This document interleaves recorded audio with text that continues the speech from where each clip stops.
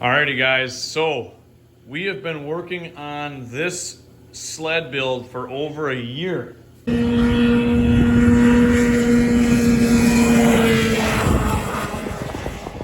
got the motor placed in last summer, so that was the first part of the build. Yep, Pulled one it was out, a motor swap. in over the summer. And it's kind of been an ongoing project since. Yeah, lots of man hours. So we're going to kind of give you the rundown on what we did to it. Not all the important details, but some of it. Front end, you see it sitting on ski boots, stock jag skis with 1.5 wideners on each side, 10-inch comp bars for carbides. Placement is pretty mild. We're hoping that's, it might even be too much where we have it placed, but anyways, competition carbides 10-inch. Stock skis, ski shock still on it. Deleted all the old vents and stuff and put his wire mesh in there, get that all looking sweet with the green accent. We left the hood with one of our worst looking hoods to kind of keep that kind of ratty look to it, you know, like we pulled it out of the barn. We have tons of nice jag hoods, but it didn't seem suitable for this application. We put some decals on it, you know, of course, and the bumpers, we left that caved in on that side. We just left all that. In the rear, stock seat, stock grab bar. We put some new grip tape on the side. We put some handlebars off of probably like a ZR, 90s ZR Arctic Cat, with a stem off of a Yamaha Phaser Enticer. And we sleeve that with a piece of pipe to make that strong. And it's got Yamaha Exciter brakes, stock cable brakes, and then it's got just hook ends on it. I think it's a Cat throttle block, but I don't know what it's off of. I'm not sure. Probably like a 90s Arctic Cat of some kind. Everything else, stock fuel tank. I think there's a hood. I'm gonna open that up. Fleet Farm bungee. She's nice and tight too. We're still, like I said, we don't have it all completely bugless yet, but we're getting there. It's got a Polaris 2-pulse tack. Stock speedometer from the Jag. This is a 79. It's got a lube system with an electric lube pump like what you see on your washer fluid tank of your car. Actually it's an Indy fuel pump on there. The lube pump, like I said, is electronic, but it does gravity feed as soon as it's primed, which is super nice. You can see we got that plumbed in there. The reservoir and a battery is hiding behind the jack shaft there. It's got a motor swapped in it. You guys take a guess at what that motor's out of. There's the pipe. We had to modify the pipe. We had to cut it down about 3 inches to fit. Yeah, it was a little bit of a tight squeeze, not gonna lie. We put the gearing out of a 86 Cougar 500 in here. So we geared it up a little bit because with the larger engine, we can hopefully run a little bit more speed. It hit 70 the first run. We put some different weights in it, different clutch spring, different gearing. So we should hopefully, we're hoping to gear for 80 plus. It should be achievable, I would think, with the setup of gear we have in it. And then I think nothing really else besides that. You know, it's a pretty clean build, honestly.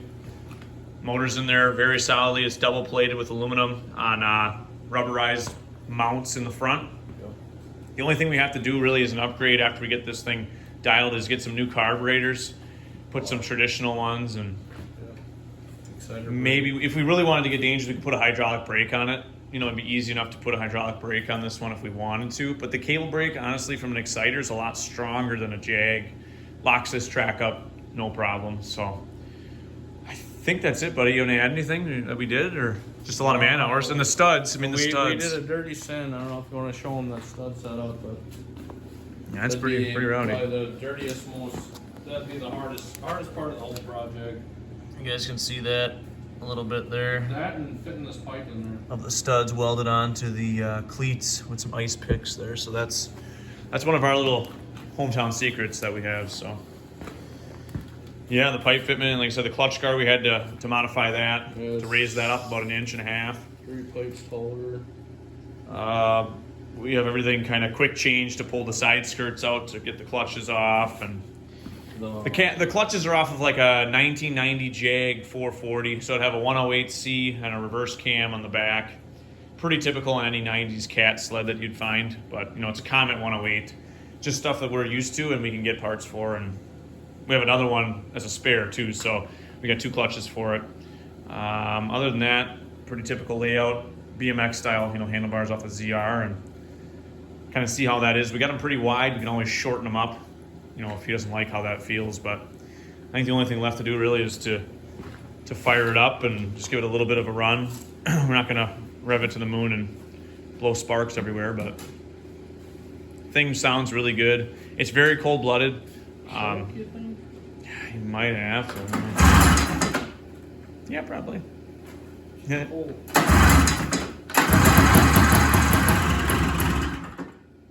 Oh, she's real.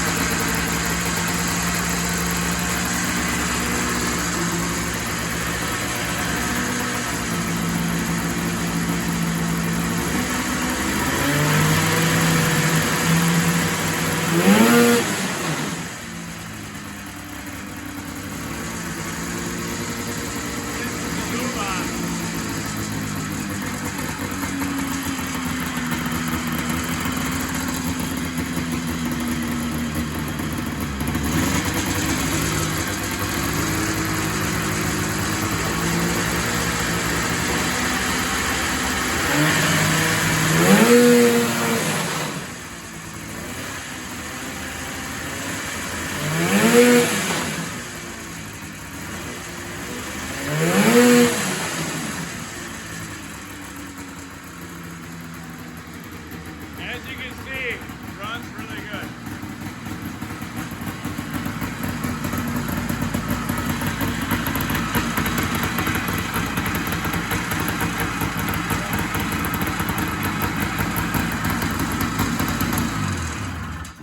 Very cold-blooded. And the throttle response, guys, is insane. Jesus. For stock carbs, it's insane. The next mod might be the carbs. I mean, it's... I remember we did do something. I think we raised the needles 1 clip on this thing way back. Remember that? We richened the needles up to give it. I mean, it's got really good from quarter on. It's snappy. So that is one heck of a rig. We can't wait to get it out there and really see what its full potential is. We've only reached about maybe half of its potential. So hoping the stock track will hold together. The next step, if it would have catastrophic failure of any kind, we're going to rubber track, swap it. With a 1/16, new studs, you know, drivers, new skid. Drivers, everything. And then it's bulletproof after that. Right now, it's still in its... Probably be a summer project. New drivers, track, new studs, and carbs. And it's still in its development stage, you know. Well, it's work in progress. Yeah. But man, dude, you guys, if you could hear the smell, or if you can smell the smell coming out of this and hear the note this thing is... You can hear colors and see sounds, you're in the right place. Yeah. So my good little it's definitely a head turner. We're hoping to take it out on the lake here, and if anything else, it's a cool little rig to just showcase, you know. The throttle block, like I said, we just put a machine screw all the way through the handlebar, drilled a hole, bolted it tight. Saw the cutoff. Yep, flush cut the emergency stop, and then like I said, the bushing. If we had to do it differently, or if we wanted to make it stronger, we'd probably put a double bushing for the steering stem support. The phaser exciter. Yeah, enticers. You just get a plate underneath it and you double. Yeah. Double clamp. Yeah, just get a stronger steering shaft. Honestly, I mean, it's pretty solid, and the play in the steering is minimal. Honestly, it's tight. So I mean, but we'll see. Hopefully, it holds up. I mean, like I said, this thing is race sled. Yeah. Honestly, the thing's got a stupid amount of throttle response and just revs really quick. So that is it for the Jag build. Well, I mean, if you really want in-depth stuff, if you're looking to do one of these, we can definitely help you out. But we're gonna do, depending on how this goes, maybe 1 or 2 more with a 500 or something bigger, maybe. We'll see. 650. Yeah. So that is the 79 Jag 3000 mod build.